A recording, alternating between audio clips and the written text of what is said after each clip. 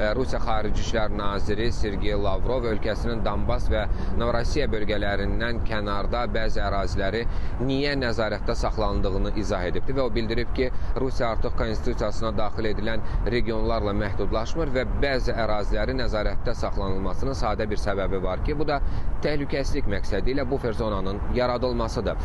Və Lavrovun sözlərinə görə bu zonalar Rusiya sərhədlərinə yaxın olan istiqamətlərdə mümkün təhdidlərin qarşısını almaq üçün vacibdir və onun üçün yaradılır və Rusiyalı analitiklər də bu bəyanatı Rusiyanın təhlükəsizlik strategiyasının növbəti mərhələsi kimi qiymətləndirirlər. Onların fikrincə, əgər bufer zona olmasa, Rusiya şəhərləri hər gün pilotsuz aparatların və uzaq mənzilli mərmilərin hədəfinə çevriləcəkdir.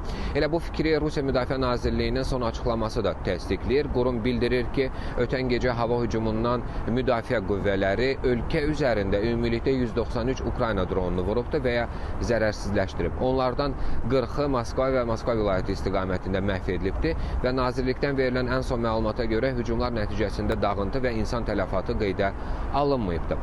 Bütün hallarda nəticə etibarilə və görünən odur ki, həm siyasi, həm də hərbi dairələrdən eyni mesaj gəlir və Rusiya hazırda nə diplomatik, nə də hərbi cəbhədə geri addım atmağı düşünmür və Kreml üçün əsas prioritet ölkənin sərhədlərini qorumaq, mümkün hücumları əvvəlcədən neytrallaşdırmaq və bufer zonalar vasitəsilə təhlükəsizlik sərhədini genişləndirməkdir.